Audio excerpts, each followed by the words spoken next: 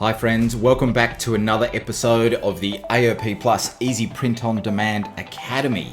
Today we are going to go through something that's a little bit scary for some people, but I'm going to try and simplify it as much as possible. It is SEO, that's search engine optimization.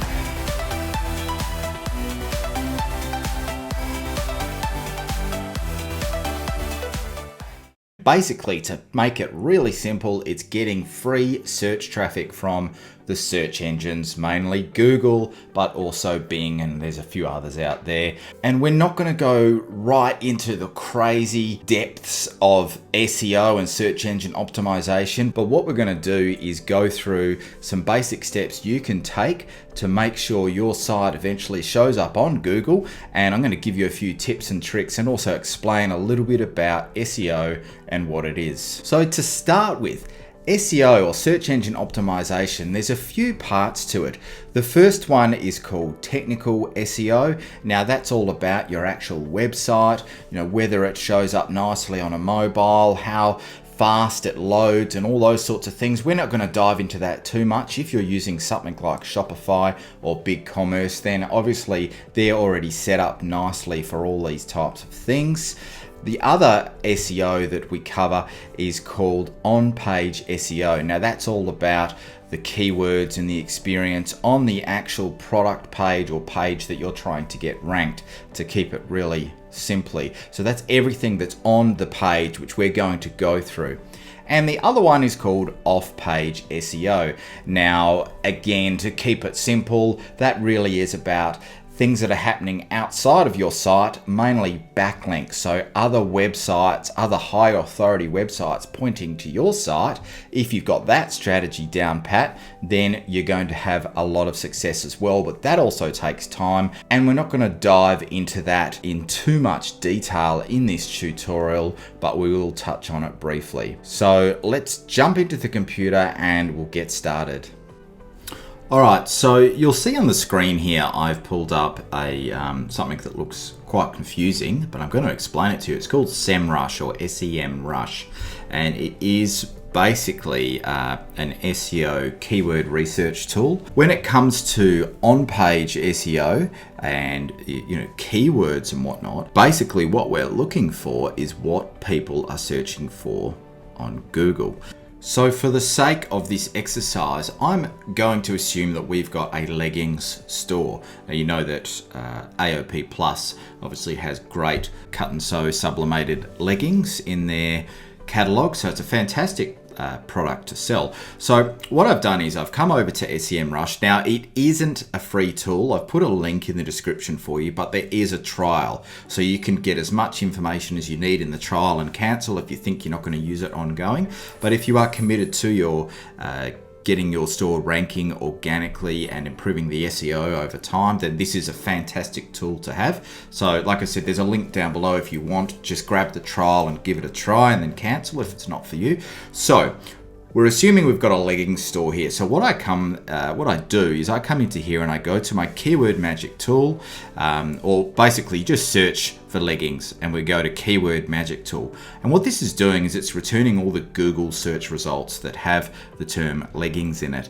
Now I've made sure that the word leggings is in the results. And what I've done as well is I've looked at keyword difficulty. Now keyword difficulty basically means what SEMrush thinks, how difficult it thinks that these keyword search terms are that it's returning. So how difficult it is to rank for these in Google. So obviously if I typed in Lululemon leggings, for example, it would be very difficult to rank for that term. It's a branded term. So what I've done is I've actually filtered this by the lowest keyword difficulty. So if I go to highest, so yeah, there you go, Lululemon leggings, workout leggings near me, LuLaRoe, state leggings. So all of these are very difficult. You wouldn't bother even trying to rank for these sorts of terms. Gym leggings, for example, would be a hugely difficult one because it's very generic, and that's not what we're going after. What we want to do as a small print-on-demand business, we want to try and go for these low-hanging fruit. So these keywords, or keywords that are even long-tail keywords, meaning at least sort of, 2, 3, 4 keywords in a search. So let's have a bit of a look here. If we scroll down, these might be brands, okay? They all seem very low difficulty. They are also low volume, but that's not too much of a problem because we want to rank for lots of these keywords over time. So this is just a bit of a research phase, and this is all to do with on-page SEO. So basically the keywords that are on your page, in your product title, in your URL, all of these things are essentially the SEO, the search engine optimization work that we're doing on your page that you are ranking, and you want to be ranking individual products in this example. So as we scroll through, we're looking for anything that kind of stands out. Comfy Spark leggings. So we don't want to go for any branded sort of searches, Evolve leggings. I'm assuming that's a brand. I don't know much about leggings, but this, again, just bear with me, Gym Cartel. So as we scroll through, we want to try and find keywords that are going to be something that we can compete with. Leopard ombre leggings. So that's a fantastic example. So that's an actual design or a style. Okay, so if we go here, we'll click the little arrow and I can have a look and see, well, what's getting returned when people search for these? Fantastic. We can create a product like this. We know that people are searching for leopard ombre leggings. So create an entire range of leopard ombre leggings, all right? And basically when it comes to on-page SEO, you'll see just out of the screen, the URL is, the URL of this store, and it's got this in the URL, okay? You want to make sure you have that keyword in your URL and in your page title, which is the product name, and also talk about it in your description here. Why we love them, the white leopard print truly pops and fiercely fades, paired with blah, blah, blah. So that could probably be improved. I don't think they've got the word ombre in there. So you could say these white leopard ombre leggings are a crowd favorite, all sorts of things like that. And we'll dive a bit more into that soon. So that's one really great keyword that you could rank for. So what I normally do is have a spreadsheet or a notepad and I'll just drop that in there. So that tells me, hey, this is a design that I need to do for my leggings store. There's a small amount of people searching for it, but this isn't always necessarily accurate. And it's also relatively low competition. So that one was a perfect example. And there's a lot of other ones here too. As we scroll down, I'm seeing things like olive camo leggings. It's very specific. Okay, it's going to have a lower search volume, but also if you're ranking for that exact term and you've got a range of different olive camo leggings, over time, you're going to start ranking organically and start selling. There's more here, pink camo seamless leggings. So that could be another one worth looking at. Shark tooth leggings. So there is a lot here. Thin red line leggings. So, these are hidden long tail search terms that you can rank for organically if you are meeting the needs of these people that are actually searching. Now, I could go on all day about this, but what I also wanted to show you was another way you can use SEMrush to analyze your competitors. Okay, so you need to look at what keywords your competitors are ranking for. So using the same tool, now I'm going to blank out this competitor's name. I just don't want too many people going and jumping on their store. It is a print-on-demand leggings store. So I'm going to try and blank out their name just out of respect. So essentially I've typed in the domain name up here, so the URL of the store, and it's going to tell me what they're ranking for. And now if I have a look here, there's some branded names again that I am going to blank out, but this is a good one. Skeleton leggings, slightly more competitive. It's a pretty broad, shorter sort of search term. Candy cane leggings, that's a great one. Thanksgiving leggings, Easter leggings. These are all really good ideas. Turkey leggings. So these are unique products that it really costs you nothing to create. You create them once and put them on your store and make sure they're optimized, which I'll go through with you soon.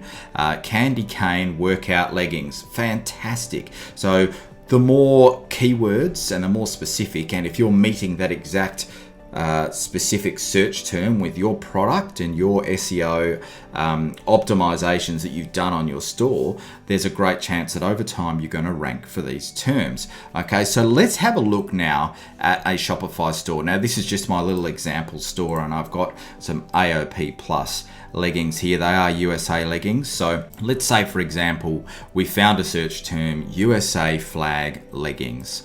So what we would want to do firstly is we want to make sure the title reflects that exact keyword that we are going for. Okay, now you'll see there's obviously a lot of general copy in here that the app automatically creates. I would go and look at your competitors and see that are ranking on Google and see how they create their product descriptions, and type some unique product description copy in here. So you'd be like, these USA flag leggings are crowd favorites for 4th of July and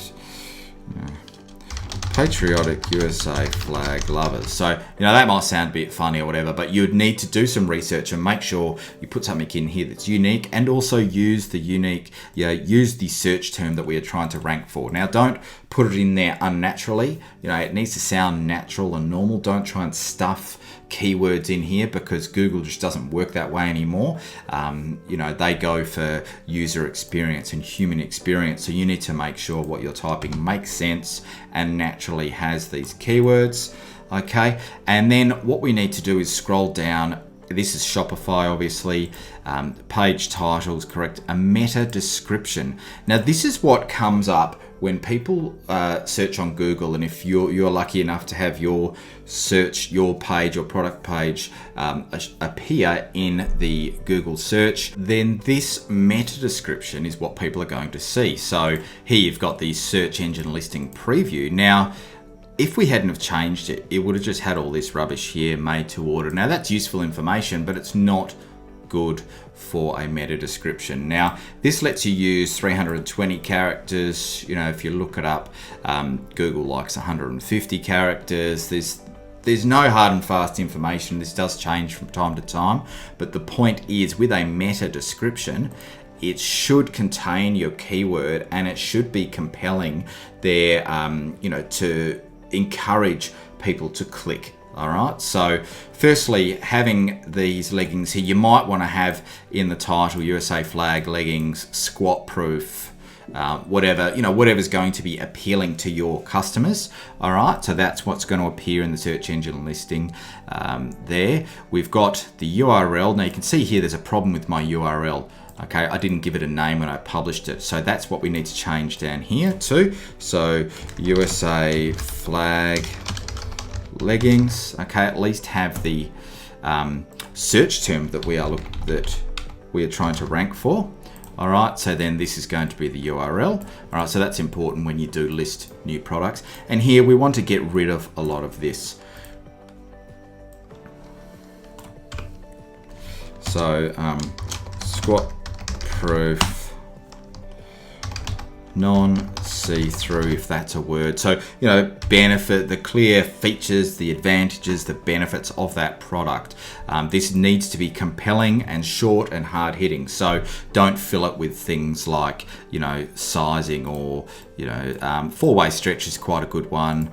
Certain things are irrelevant and not appealing for a description. So that goes back to where I said, create a unique description there that contains the keyword that we're trying to rank for, and also, a reason for people to buy and other appealing things. So that's the same here for your meta description. So that's really all that you need to do when it comes to on-page, okay, your on-page SEO. Now, another thing I want to talk about, just before I move on from that, obviously we can get a lot more technical with all of this, but this is meant to just be some tips and tricks and sort of your foundations for SEO. And if you keep this up and follow these best practices that I'm telling you about, you will rank over time. We're not trying to rank for gym wear or, gym leggings, because those things, it's just dominated by the monstrous brands. But there are a lot of low-hanging fruit keywords here, long tail keywords that I've just explained to you, that you can definitely rank for over time. Now, the other thing I want to talk about, which things like Shopify and BigCommerce do, is they have blog features, and you should be using this because again, this is content. Now, the type of content you would be writing about on your blog might be the top 10 USA flag legging designs for 4th of July. All right, so that contains a search term that we're going to search for, but you're writing a useful informational piece, and within that blog article, you can link to your products. Okay, so interlinking as well is important, but that's a good informational piece that people might click on, might search for. So if we go back to what we found before, the leopard ombre leggings, write some articles around that type of product and then link to the products. Okay, don't be salesy, be informational. And there's a lot of other things that I've found when searching for leggings, for example, is can mosquitoes bite me through leggings? Write an article about that. How to wash my leggings, or best boots to wear with leggings. Can I wear leggings to a wedding? I noticed all of these things when I was searching, and these are great informational pieces that if they're not too competitive, which I guarantee they won't be if they're a long tail search term and you are writing an entire article about it, you will rank for these. And just provide information, because people will then go to your site, and then within that blog article you can link out to other products. So this is a whole sort of content and on-page strategy and about ranking product pages and also blog articles. Now, these things don't happen overnight. You do need to put time and effort into these, and over time you will definitely see results. The final thing I want to cover is what we mentioned about before, which is called off-page SEO. So the main factor there being your backlinks. So a backlink is when another website links to you. Now, you can do this, there's many ways you can do this. Firstly, you can pay a service to get backlinks, which I don't really recommend. They might be irrelevant. You're better off spending a bit of time reaching out to, say, fashion blogs or other, clothing review sites and whatnot, and say, hey, I've got this great collection of USA flag leggings. Would you mind linking to this? Or can I write you a guest article about the best leggings for 4th of July? And then within that article, you can link to your website. So, there's a whole strategy around that, but that is how you get your off-page SEO really cranking. And it takes time and effort, but it is super, super powerful. Well, my friends, that was a really exciting little tutorial to do. I hope you got something out of it. A little bit different to the norm. I like to be a bit more hands-on and dive into the computer and give you a bit of an over-the-shoulder look. So make sure you check out the description below. I've dropped some handy links in there, and make sure obviously you like, comment and subscribe to this video. I do videos every single week, and we've launched them here to try and help you sell more in your print-on-demand store. So thank you again for joining us for this tutorial. I really look forward to seeing you in the next one. Take it easy.